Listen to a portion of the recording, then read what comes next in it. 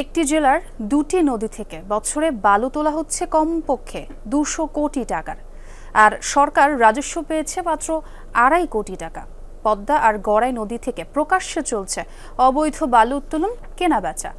বালু মহলগুলোতে থাকে অস্ত্রধারী পাহারা। সহকর্মী আখলাকুস সাফা ও রুহুল আমিন বাবুর অনুসন্ধান, ছবি তুলেছেন ইসমাইল হোসেন জনি।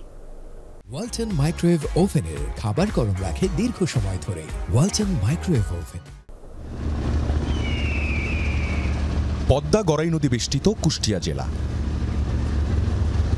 এই দুই নদীর তীরেই বালুর সাম্রাজ্য।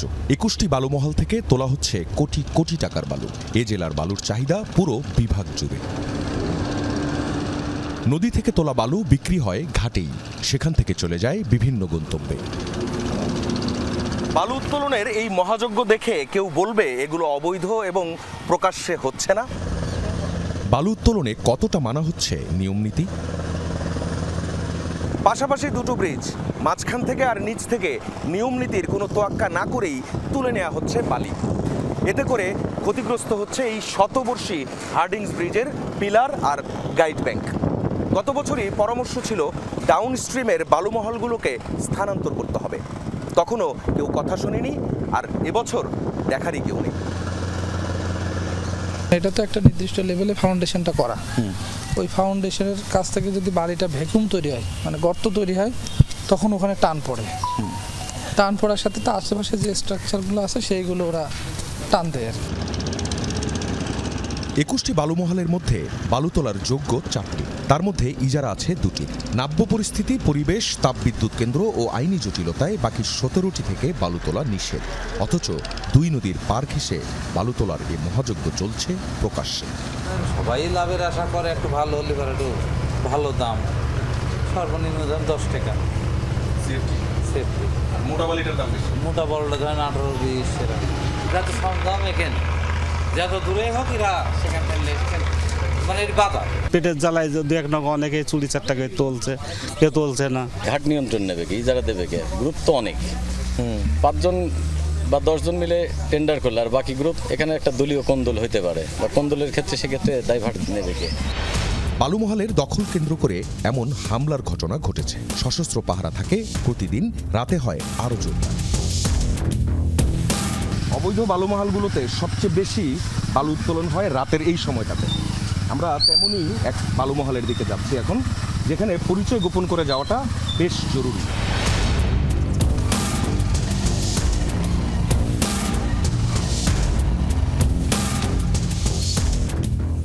অবৈধ বালুমহল থেকে এভাবেই বালু বিক্রি হচ্ছে গভীর রাতে, যেখানে সাধারণের প্রবেশ নিষেধ। পরিচয় গোপন করে সেখানে 1 ঘন্টা থাকি আমরা।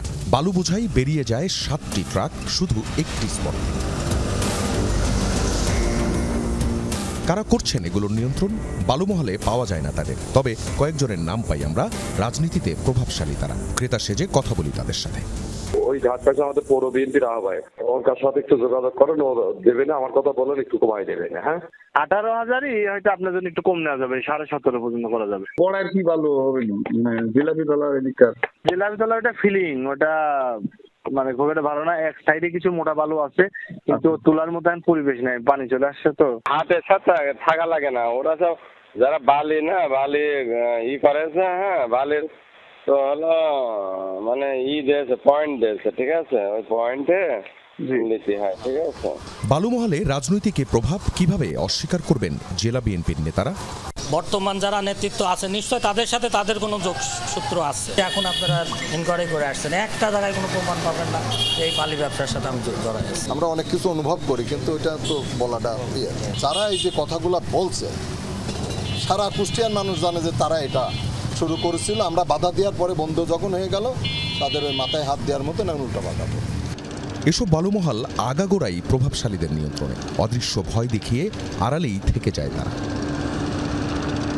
নদীর বালু যেন সোনার খনি। স্থানীয়রা এই 21টি বালুমহলকে বলেন এলডোরাডো। এখানকার বালু মানে আপনার সোনা। তাহলে এই সোনাটাকে কীভাবে অপব্যবহার হয়, যখন যে দল আসে সেই দলের ছত্রছায়ায় বালুমহলটা তাদেরই নিয়ন্ত্রণে থাকে।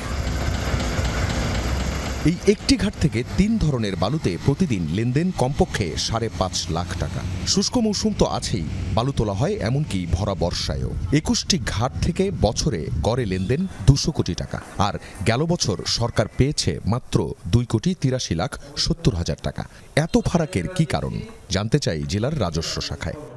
সরকার কি পরিমাণ বঞ্চিত হচ্ছে? সরকারের বঞ্চিত হওয়ার শেষ নাই। যে বাল্কহেডগুলোতে লোড আনলোড করে পুলিশ 3-4 জন সাথে থাকে, আর ওখানকার অবস্থা তো ভয়ঙ্কর অবস্থা। পদ্মার উপর থেকে নিচে নামতে গিয়ে কারোর গোসল হয়ে যায়। তবে ফায়ারিং হবে এই প্রস্তুতি নিয়ে যেতে হয়, কারণ ফায়ারিংয়ের এক্সপিরিয়েন্স আছে এখানে। সাংবাদিকদেরকে এই নৌকা থেকে ডুবিয়ে দিচ্ছিল। ইজারা দেয়নি জেলা প্রশাসন, তারপরও কি করে হচ্ছে প্রকাশ্যে এই চুরি? যদি কেউ চুরি করে সেটা তো চুরি। প্রকাশ্য দিবালোকে এই চুরিটাকে আমরা চুরি কিভাবে বলি? তাহলে তাহলে এটাকে কি বলতে পারি আমরা? বিষয়টা হলো এমন যে আমরা থেকে করাচ্ছি বা আমাদের পক্ষ থেকে এটাকে এনকারেজ করাচ্ছি, বিষয়টি তো এরকম না। প্রভাবশালীদের ভয়ে অভিযোগ করেন না কেউই। এ ধরনের ঘটনায় মামলাও নেই। অজ্ঞাত কারণে নিশ্চুপ থাকে প্রশাসন। কুষ্টিয়া একবার ডিসি প্রবেশ করলে সে আর সহজে বদলি হতে চায় না, চেষ্টা করে যে আর কিছু থাকে। কেন, কি কারণে থাকবে? উৎকোচ, ঘুষ যাই বলেন, এর কোনো প্রমাণ আছে বলেন? এর কোনো প্রমাণ পাবেন না খুঁজে আপনি। কিন্তু আমরা যতদূর জানি লেনদেন হয়। অবৈধ বালু উত্তোলনে একদিকে হুমকির মুখে পরিবেশ প্রকৃতি, অন্যদিকে মোটা অঙ্কের রাজস্ব ক্ষতি। এছাড়া বালু বোঝাই ডাম্প ট্রাকে সড়কে বেড়েছে মৃত্যুর মিছিল। আখলাকুস সাফা, যমুনা নিউজ, কুষ্টিয়া।